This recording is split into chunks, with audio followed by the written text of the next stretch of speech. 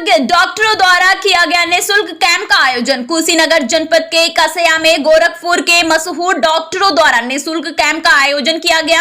आपको बताते चले कि आजकल बढ़ते उम्र के साथ साथ लोगों को अनेक बीमारियों और दिक्कतों से रोजाना जूझना पड़ रहा है।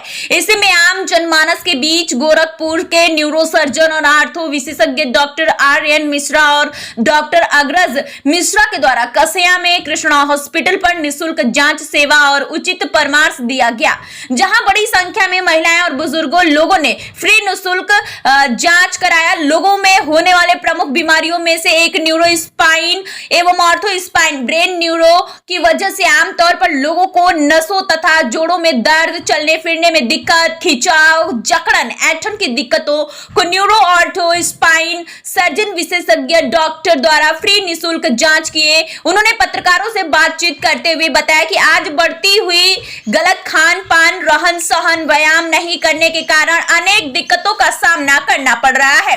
आमतौर पर बूढ़े और जवानों में ज्यादातर दिक्कतें हो रही हैं, जहां दूर दराज ग्रामीण क्षेत्रों के लोगों को महंगी इलाज और दवा के लिए गोरखपुर जाना पड़ रहा था, लेकिन अब ऐसे मरीजों को आपके कस्बे में समय से गरीब मजदूर, असहाय, जरूरतमंद लोगों को इलाज और दवा होने से लोगों को महंगी एवं दर्द से छुटकारा मिल सकेगा। स्टार न्यूज प्लस के लिए उत्तर प्रदेश के कुशीनगर से अजीत कुमार की रिपोर्ट।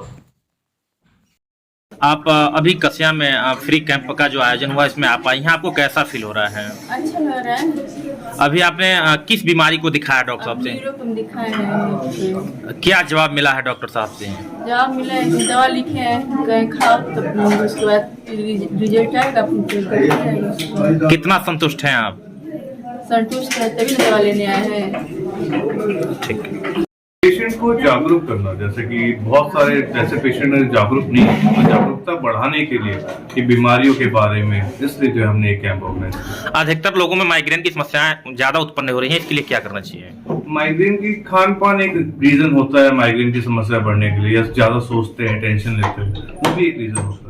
यहाँ पर अधिकतर किस तरह के रोगी देखे गए हैं? यहाँ पे अधिकतर जो है स्पाइन रिलेटेड जो भी डिजीज है वो देखे गए हैं, जैसे कि किसी के कमर दुखना, नसें दबनी, उस तरह की बीमारियां काफी कॉमन है। क्या नाम है? मेरा नाम डॉक्टर अग्रज मिश्रा है, मैं विशेष न्यूरोसर्जन। कहाँ के रहने वाले हैं? अभी क्या दिक्कत हुई थी आपको? कंधे में। इसके पहले कहाँ इलाज कराए थे? विनय कुमार को। कितने दिनों तक उनके वहाँ इलाज कराए हैं? लगभग 3-4 महीना हो गया। क्या रिलीफ मिला आपको? नहीं, कुछ नहीं। अब कहाँ दिखा रहे हैं? कसया कृष्णा हॉस्पिटल में। कौन से डॉक्टर साहब आपको देखे हैं? अब तो डॉक्टर साहब के नाम नहीं दे जानते हैं तो क्या लेकिन देखें तो आप संतुष्ट हैं उनकी बातों से? हाँ, बातों से संतुष्ट हूँ। पिछले किस तरह के बीमारियों का आपने दिखाया डॉक्टर साहब से? साइड में हड्डी में थोड़ा सा दर्द था, डॉक्टर साहब से हमने राय लिया, डॉक्टर साहब दवा लिखे हैं, कहे खाइए 5-6 रोज, उसके बाद हमको बताइए कैसे क्या हो रहा है। इसके पहले आपने कहाँ दिखाया था? इसके पहले हम कहीं नहीं दिखाते, अभी तो ये 2 दिन से हमारा मोच लगा है इसमें। अभी आपने डॉक्टर साहब से मिला, संतुष्ट हैं आप? जी सर, 100% संतुष्ट हैं। फीस वगैरह भी लगा है? नहीं, फीस उसने लगा है। मानिए कि हम कहीं जाते हैं दिखाने के लिए, कहीं तो कहीं जाते ही, गोरखपुर चाहे कहीं लोकल में चाहे कहीं भी जाते हैं, तो हमको समय वेस्ट और रास्ते का किराया भाड़ा सब कुछ लगता ही। यहाँ अगर आपको सुविधा मिल रहा है, जी जी, इसके लिए आप क्या कहेंगे? यहाँ का सुविधा के लिए हम बहुत बेटर है।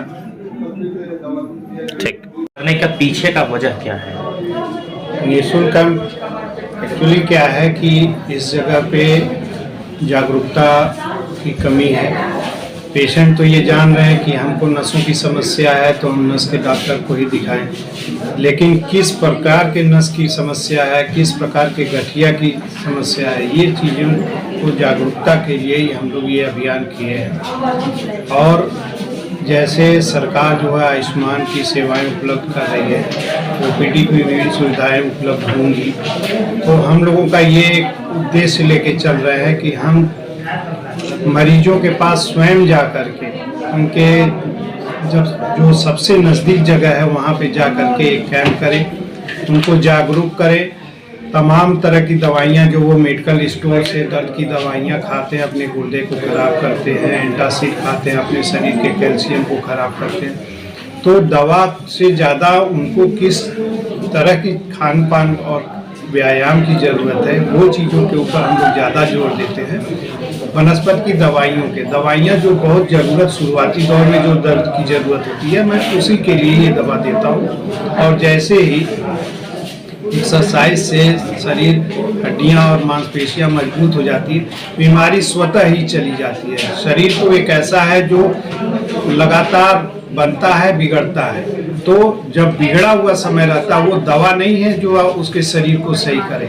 अधिकतर लोगों में हड्डी और नसों की समस्याएं देखने को मिल रही है, इसके पीछे का वजह क्या है? इसके पीछे का यही है, खान पान तो सभी लोग जानते हैं, लेकिन व्यायाम एक आलस का काम हो जाता है, इसलिए व्यायाम के ऊपर लोगों का ध्यान नहीं होता है। वही शरीर जब हाथ और कंधे के दर्द शुरू हो जाते हैं और हम व्यायाम बोलते हैं तो मरीज तब तक व्यायाम करता है जब तक कि उसके दर्द में आराम नहीं होता। जैसे ही आराम होता है वो फिर से छोड़ देता है। तो अगर हम लगातार अपने व्यायाम को करते रहें, अपने काम को, शरीर भी एक चाहता है कि हमको एक प्रेशर के साथ कुछ एक्सरसाइज मिले ताकि हर जगह शरीर में उनका दौरा लगातार चलता रहे, बना रहे, तो वो चीज़ें व्यायाम से ही संभव है। क्या नाम है आपका?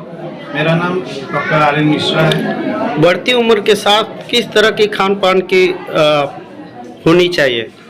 देखिए, बढ़ती उम्र के साथ एक्चुअली क्या है कि हम बचपन से हमें पता है कि हमें रोटी खाना है, दाल खाना है, सब्जी खाना है, ठीक है, दूध पीना है, प्लस और भी जो चीज़ें खाना है, लेकिन शरीर को हमेशा कार्बोहाइड्रेट ही हम लोग देते रहते हैं। हम उस न्यूट्रिशन को नहीं समझ पाते हैं जो मॉलिक्यूल में हमको चाहिए।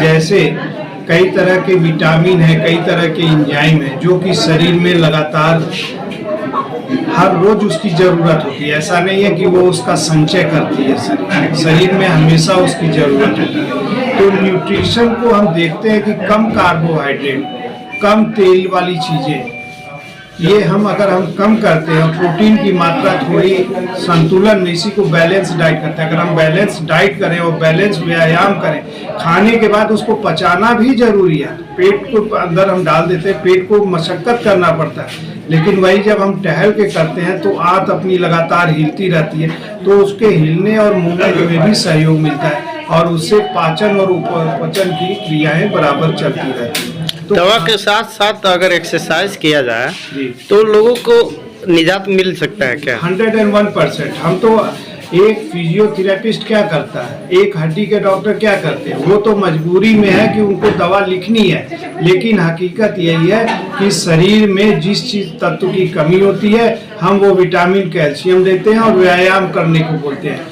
दर्द की दवा तो कुछ क्षणों मात्र के लिए होती है, लेकिन कुछ ऐसी बीमारियां होती हैं जैसे गठिया की, रूमेटॉइड आर्थराइटिस, जिसका इलाज संभव इसलिए नहीं हो पाता क्योंकि वो ब्लड से रिलेटेड, कनेक्टिव टिश्यू से रिलेटेड होती है, इसलिए वो सारी समस्याएं होती हैं।